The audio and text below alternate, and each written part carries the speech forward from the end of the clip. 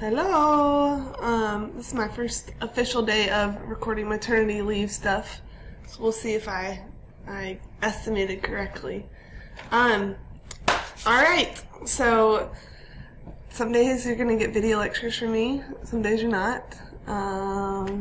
But feel free to always email me, text me, Remind 101, whatever you need to do for questions or anything like that. All right. It's going to be a little bit, well, I won't say that. Okay, so we've started cognition.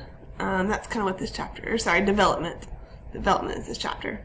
It's one of my favorites. I wish I was there for it because normally we go work with the little kiddos one day, but that's okay. All right, so some of you probably are a little bit more familiar with little kids than others. I think I didn't really understand stages as much until I had my own nieces and nephews, and then Hanley's totally changed that.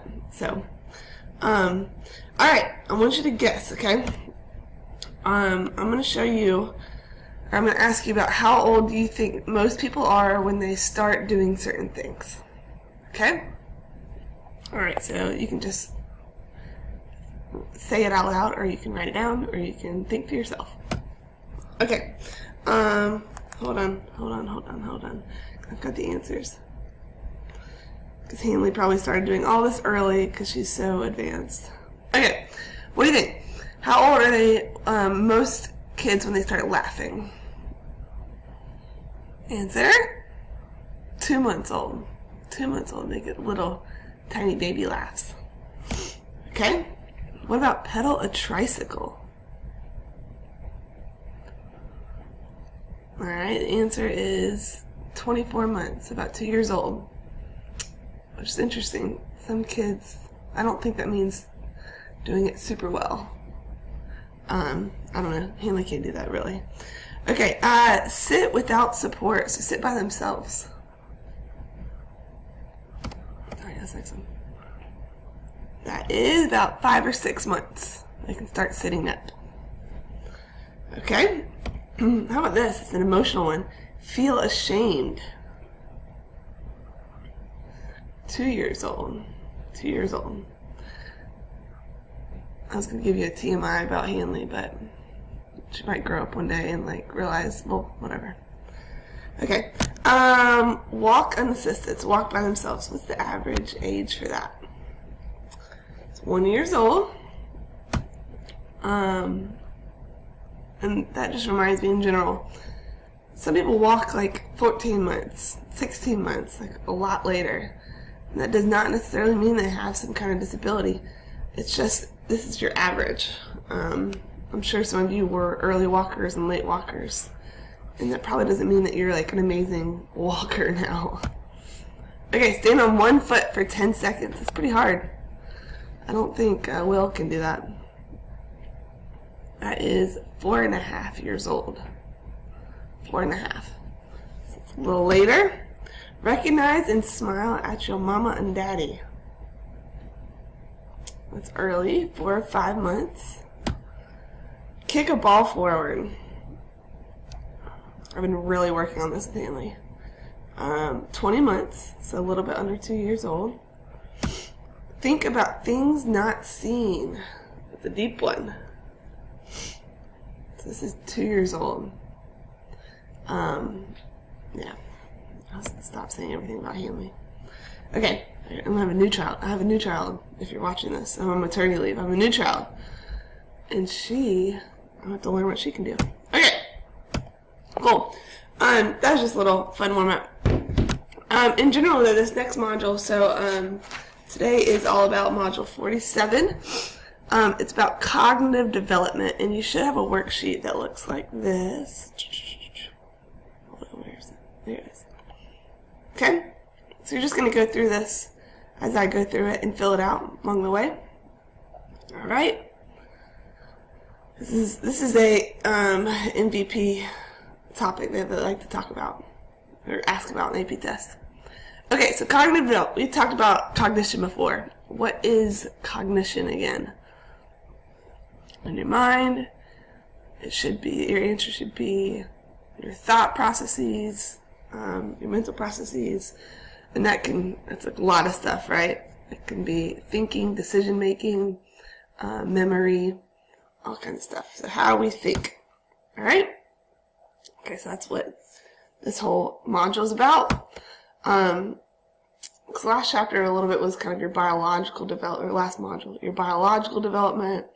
And then as we progress in this chapter, we'll talk about physical development and all kinds of stuff. Okay? Your moral development.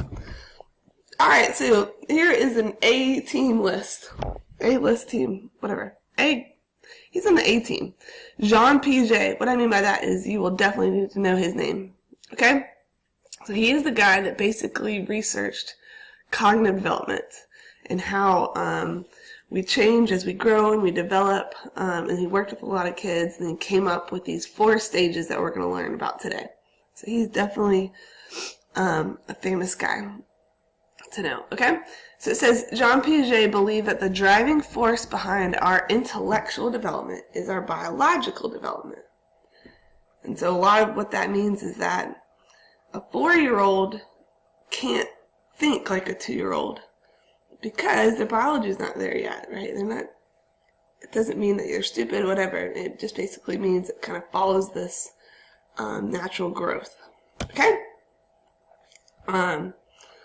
Yeah, and so he kind of just observed a lot of kids, worked with a lot of kids, and as you see those pictures, he does that too.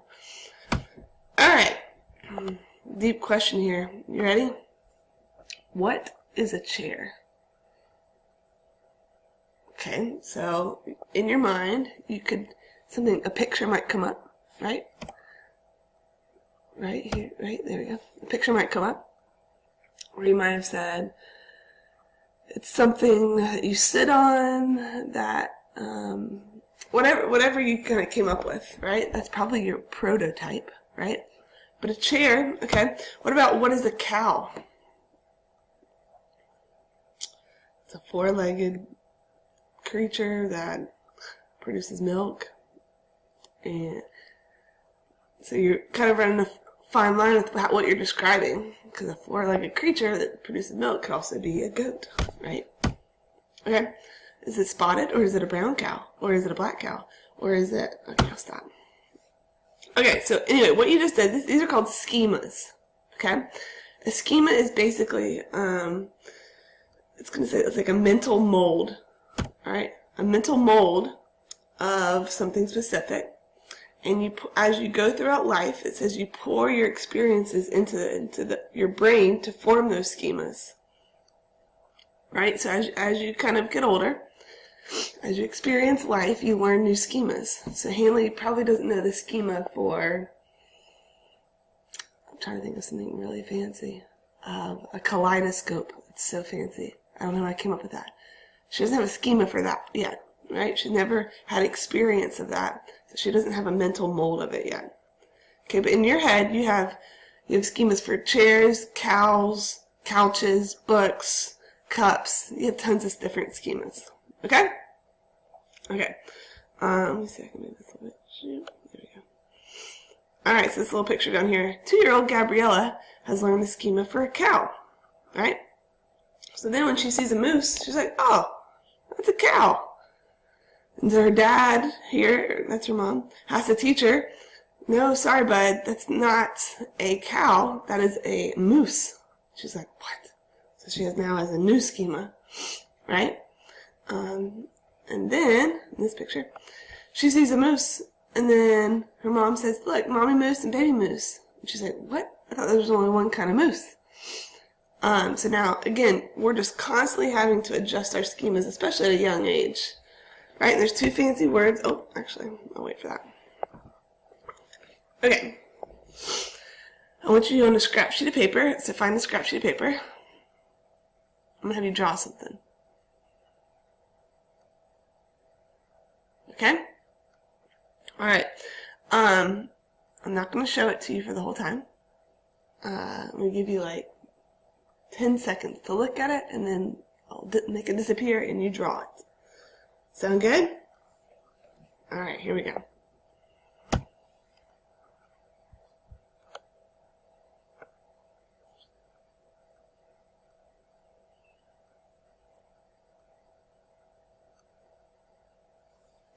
All right, draw it.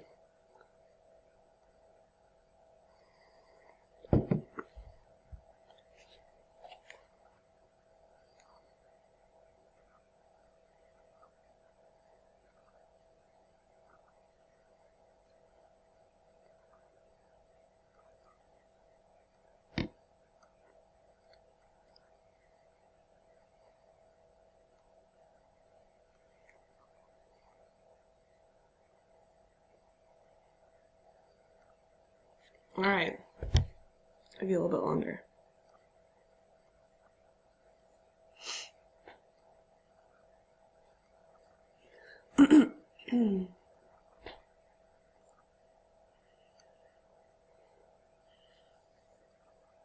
Okay. Normally I would come by and make fun of what you're doing. That was probably a little bit difficult, and you probably didn't get it right. All right, let me show you what I put up there. All right. This is called the Devil's Tuning Fork. It's basically, why did you have such a hard time drawing it? It's because it's an illusion, right? Does this exist in real life? No, it can't.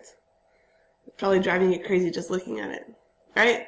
So you had difficulty probably drawing it because you don't have a schema for it, right? Okay, so there's two kind of words that go along with this.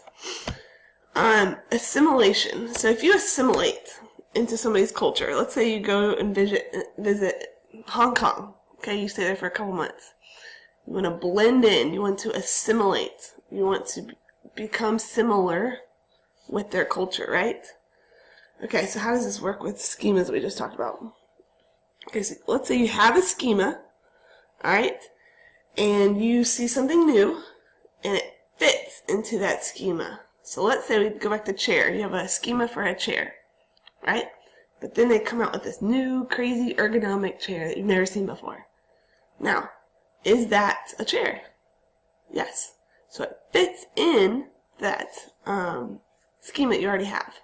Okay, that's called assimilation. Incorporating new experiences into our current schemas or our current understandings.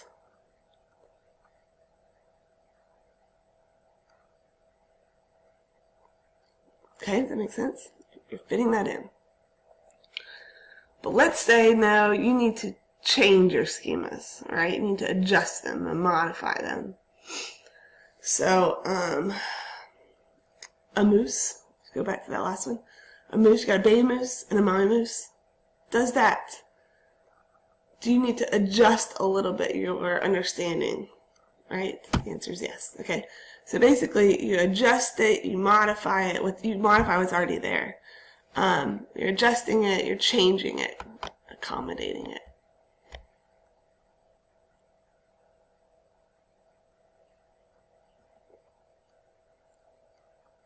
So once assimilation's fitting in what's already there, accommodation's like, nope, I need to change it. I need to change it. I need to adjust. Maybe I need to make a new schema. That's a moose. This is a cow. Those are different, right? I need to adjust and change it. Okay? Okay. So, as Piaget, if you look at that picture right there, he worked with a lot of kids and studied them and basically found out that he noticed 4 main stages of our cognitive development, that we change roughly into these 4 stages, okay? So what we're going to do is on your sheet, I want you to write the age range. The first stage, okay, is from 0 to 2 years old. 0 to 2, and it is called the sensory motor stage. That's the name of the stage. Sensory motor. Ooh, let me use my pen. Yep. Okay, well, I'll mark it out for you. Alright, and basically, so these are like babies to 2 years old. If you think about babies and how they think, what do they want to do with most things they get? They want to stick it in their mouth, right? They want to stick it in their mouth, they want to touch it, they want to slobber over it, they want to stare at it. A lot of babies just stare at things. Okay, so that's this stage. Experiencing the world through your senses and actions. Looking, touching, mouthing, and grasping. Now, as like a 17, 18-year-old, that's probably not how you experience the world, right? if you see something new, it's not immediately like, give it to me, whatever. Okay, and then on the right, the developmental phenomena are object permanence and stranger anxiety. We'll talk about this real quick. And so what that means is the phenomena on the right, those are things that in this stage that they learn and they gain. All right? You can pause me anytime you need to. Okay, so sensory motor stage. So like we said, babies take in the world by looking, hearing, touching, mouthing, and grasping. That is just how, and they learn a lot through that, right? And that's what they want to do. Okay? All right, object permanence. So I want you to write this down. So objects that are out of sight are also out of mind. Objects that are out of sight are also out of mind. Okay, so if you think of babies, what the number one game that people play with babies? It's peekaboo, right? It's peekaboo. And babies love this because if you go by this idea right here, object permanence, if you are out of sight, then they're like, oh, they don't exist anymore. So when you say peekaboo, they're like, what? What just happened? That was a magic trick. That was amazing. So they don't realize that if you can't see it, that it's not there anymore. Now, you guys know I still exist back here, right? Or if you put your phone up, it still exists. Now, I was about to ask you, what age do you think they start realizing that things do exist, even if you can't see them? It says on the thing about 8 months. 8 months. Okay, peekaboo isn't like quite as cool anymore. Okay, so if you look at this down there, that picture, this is kind of how he studied it. He would hide a toy. And once the baby started looking for the toy and lifting up the towel, then they've reached that, they realize they don't have object permanence anymore. They realize that they exist. Okay, so I have this video with my niece when she was little. This is like 5 years ago, maybe more. Now she is 8. Whoa, it's a long time ago. I need to make a new video. Alright, here we go. I didn't tell you that. These videos, or today, you get to watch videos of my nieces and nephews. Here we go. Object permanence. She wants it now. But once it's under the blanket, she forgets about it. Silly little 9-month-old. And then she banged her head, and my brother was mad at me. Just kidding. Okay, there's object permanence. Right? Alright. Now if I showed Hanley, I should make a video of Hanley. If I showed Hanley this, something and hit it, she would just grab it. She'd say, give it to me. You hit it here, right? Which I've tried to do with candy canes lately. But alright, cool. Now, one criticism is that people say Piaget basically said that babies, they don't think, right? They're just touching anything. And people criticize that and say, no, they're higher levels of thinking than you imagine. So, all right. Like, for example, this little study, they stuck in these 2 little Mickey Mouse things, and the baby saw them sticking them in. Okay, and then a screen came up, and then an empty hand entered and removed an object. Okay, and they had 2 groups, right? One, the screen dropped, and there was 1 left. That's normally what should happen, right? Or the screen drops and there were 2 there. So that shouldn't happen, right? Which one do you think the baby stared at longer? Babies actually stared at this one on the bottom, the impossible one, longer. And so psychologists argued that they're staring at that, which is a huge sign of baby engagement or interest. A gaze, if you've ever heard of that, gazing at something. They stare at it. They stare longer at this one, which means that they realize that something's wrong there, right? That shouldn't happen. So anyway, that's one criticism. All right, the next stage. So this is about from 2 years old to 6 or 7. It's called the pre-operational stage. Pre-operational. Alright, so now they're using words and images. Like this is Hanley's age. She's using words, she's using pictures, she can't draw very well. However, it says use intuitive rather than logical reasoning. She has terrible reasoning. Right? It's ridiculous. I have a video. I was chewing a raspberry and I ate it. She told me I could have it. And then she freaked out afterwards and said, I want that one. The one that's in your mouth. And there's a whole bowl in front of her. So logic is lacking a little bit. Okay, on the right, developmental phenomena, pretend play, egocentrism, and language development.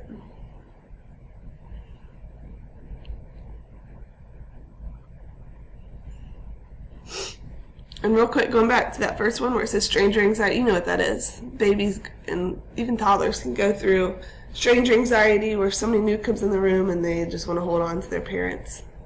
That's a normal thing, and that's a good thing in life, right? Natural selection. Okay, cool. So let's talk about pre-operational. Alright, so they are too young to really perform intense mental operations. They're not going to be doing calculus or logic problems yet. Alright? However, they do have words. That's a big difference. Okay, so one of the words, or one of the phenomena, is that preschool egocentrism. Preschool children cannot perceive things from another point of view. So what happens a lot with preschoolers doesn't mean they're selfish, okay? They're just, their minds aren't developed there yet. So what happens a lot of times is preschools will go stand in front of TVs and there are people behind them watching, but they can't take their point of view there. Again, it's not a selfish thing, it's a developmental thing. Okay. Another one is like Hanley will say, hey, show me this. Show me the picture you made. Right? And she'll show it to me backwards. Well, she's looking at the picture. So she doesn't realize, again, my point of view over there. Okay? Alright, so I have a video to show you this.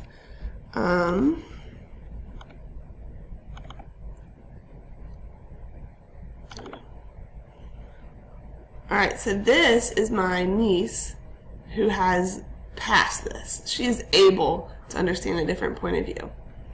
Okay? Madden, I want you to tell me what's on your side. What do you see? Daddy's phone, a plant box, and a toy bird. Good job. Alright. Come over here. Alright. What do you see over there? Glasses, tape, a marker, and a line.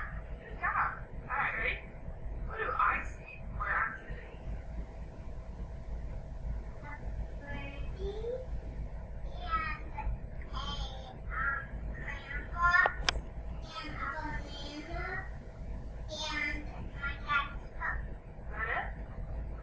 Good job, bud. You are not egocentric. Okay. I think she's like 6 there. So she has gotten outside of that. Oops. What just happened? Okay. So she has gotten out of that stage. Okay. However, okay. Sorry. Thinking about something else.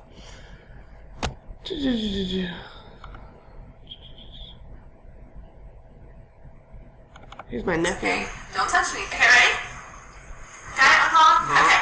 Alright, tell me what you see over there. Can you tell me what you see? That is perfect. What do you see on the table? Say, what do you see on the table? What I see a pumpkin. Okay, what else? Soup can. A soup can, good. What else? What are you holding? What is that? You may not know what that is. That's called a paper clip. Paper clip? Yeah, good. What else? Your box. Uh-huh. Anything else over there? Or that you see? Garrett? What else do you see?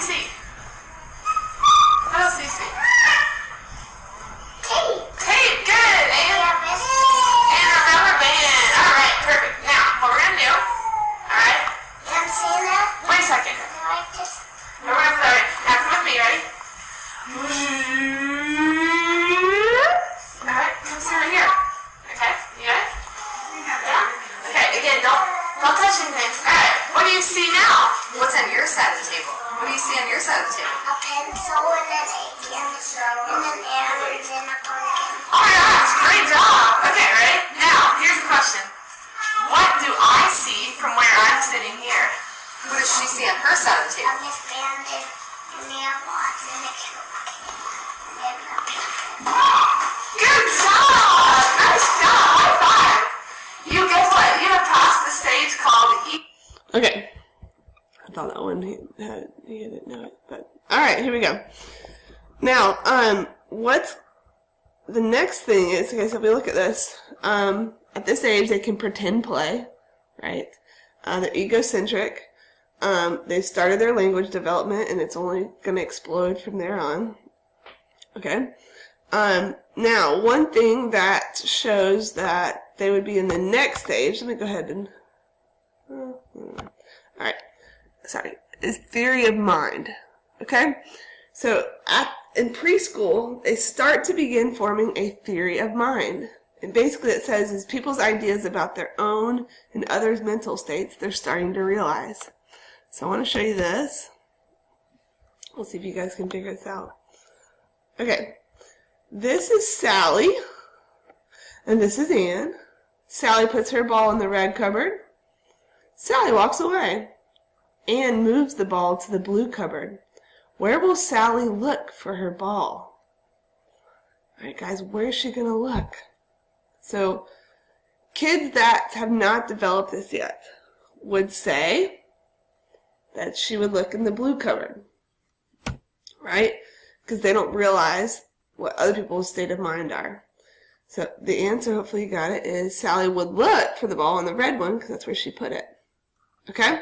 Alright, so I'm going to show you a little video of my niece going through this.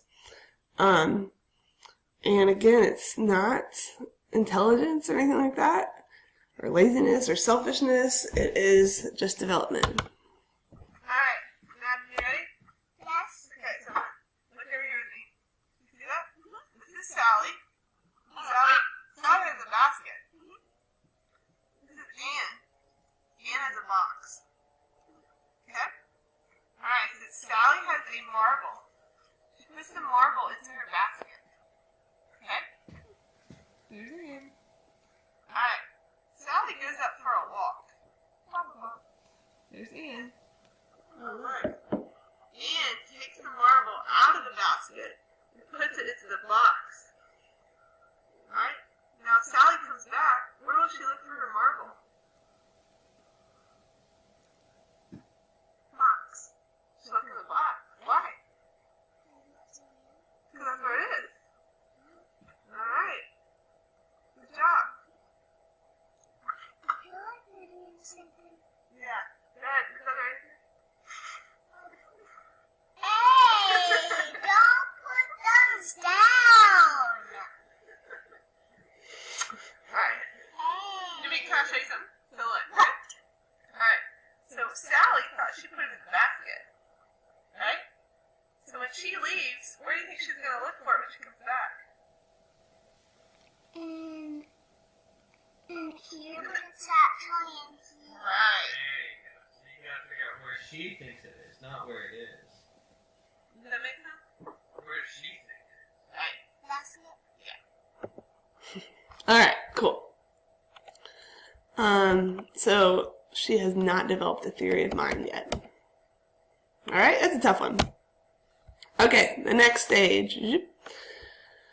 7 to 11 is now called concrete operational. Concrete. Here's the difference. From the last stage, they can now use logic. Okay, so they get logic. But what they can't do, any guesses, are like abstract ideas. They can do logical things, but sometimes these abstract, hypothetical things they can't really do yet. Okay? So it says grasping concrete analogies and performing arithmetic. So on the right, they start to do math now. And this idea of conservation, which I'll talk to you about. It's my favorite one. Alright. Cool? Okay. So here's the concrete stage. We just talked about that. Same thing. Alright, so conservation. Alright, I'm going to give you the definition and then I'll explain it to you. Is when you learn that properties, like mass and volume, remain the same even though they change in form. This isn't talking about like going from like a gas to a liquid or something solid, that kind of stuff. It's talking about mass and volume. Okay, so if you look over here, the lady is asking this kid, alright, are these about the same level? They have the same amount in them? And the answer, he would say yes. Okay? And then she flips over one beaker, and now it looks, right, the level rises. And she says, okay, are they the same now, or does one have more? And the little boy is pointing to the flipped over one, saying that has more. So he didn't understand that despite, though it changed in form, the property of volume stayed the same there. Okay? Alright, so let me show you. I love these little videos. This is totally how you steal candy from a little kid. I'm just giving you a heads up. Next Halloween. Okay. Alright,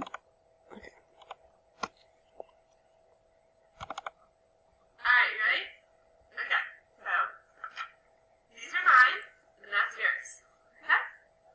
Is this fair? Do we have the same amount? It's not fair? Why not? Well, because there's one there and two there. Oh. Oh, okay. Well, I'll fix it. Alright. There you go. Now, do we have the same amount? Or do I have, the same amount, or does one have more?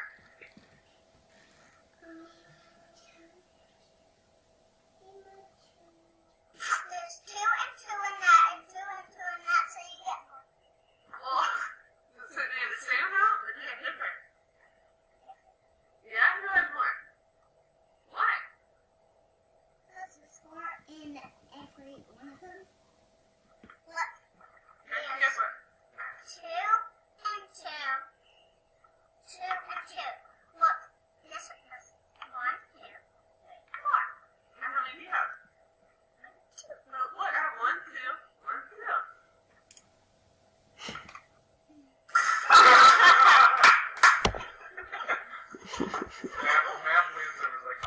2. Alright, let me show you another one. There we go. This one. This is my niece Madden and my niece Carol. We're taking a picture. Cheese. Cheese. Alright, picture's over. Alright, Madden. Are these two glasses, right? Do they have, which one has more? Or do they have the same amount? They're the same amount. Alright, cool. Now watch this. Take this one. Could you tell me? Alright. Now, do they have the same amount of water? Or does one have more? This one has more. It has more. Why? Because on this one, it's just a little bit, but it fills this one more because it's more water and it's more bigger. Oh, yeah, that makes sense. Now, even though I took all the water just from this, put it in there, right? That one which one has more? You said, which one? Okay, that one. Allie, do you agree? Yeah. And that too. Your turn. Alright, cool. Step 1 complete. Okay? So that shows you, it's interesting. She has conservation with the graham crackers, but not the water, right? And part of that is just she's not really understanding the question being asked either. So there you go. There's conservation. I have more videos, but I'm not going to, if I have time later, I'll show them to you. Okay. One more? Yeah, why not? One more. Let me show you my nephew.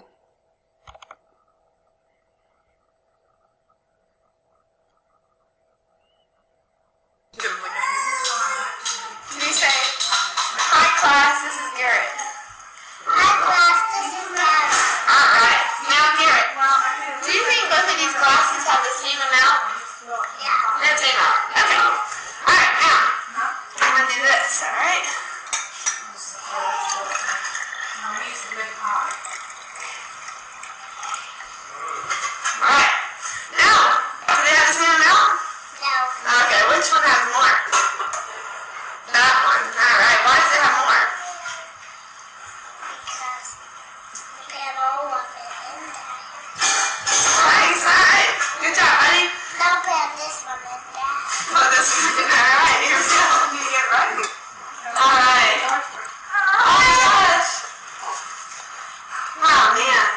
crazy.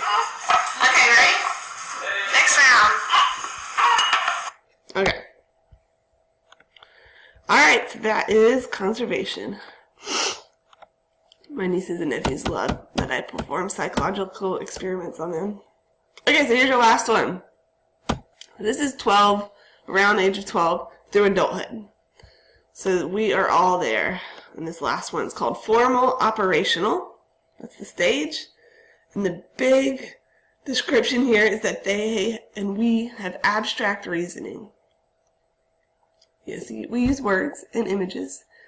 We use logic. But now we also have abstract, which is the ability to think hypothetically about things that aren't there. And then if you look over here on the right, also the potential for mature moral reasoning. So you can think, we're going to talk about this a different day, about ethics and deeper hypothetical issues that even you may not be experiencing. Mature moral reasoning. Okay? Okay?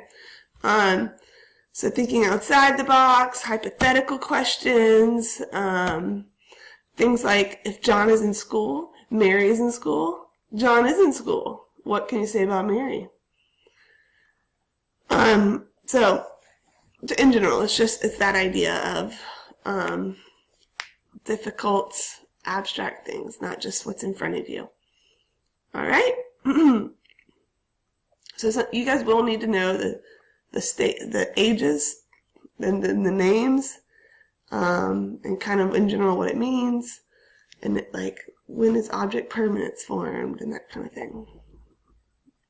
Okay, I've got one more video. This one's kind of needs explanation on it.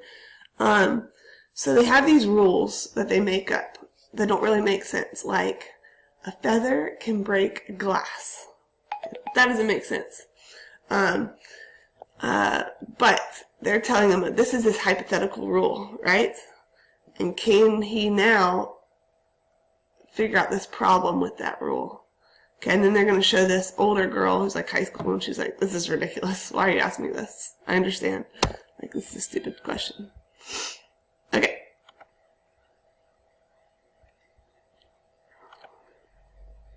Sorry. It says, if you hit a glass with a hammer, the glass will break. And then this one says, Don hit a glass with a hammer. So what happened to the glass? It broke It broke. Why did it break? because the hammer's hard. If you hit a glass with a feather, the glass will break. No, it won't. And this is the second rule. Don hit a glass with a feather. What happened to the glass? Nothing. Nothing happened. Why didn't anything happen? Because the feather was soft. First one says, if you hit a glass with a feather, the glass will break. And the second one, Don hit a glass with a feather. What happened to the glass? It broke. And why did it break? Because the rule says if you hit a glass with a feather, it'll break. So if you hit a glass with a feather, it broke. Alright. Make sense? Cool. So there you go. Those are your 4 stages of Piaget. Alright? Okay, I'm not sure how much time. I think there's time left in class. I have one thing for you to do. I want you to flip over, and there's basically just want you to illustrate the 4 stages. Sound good? Alrighty. Merry Christmas. Merry Christmas. Christmas was yesterday for me, so look at my advanced planning. Okay, bye.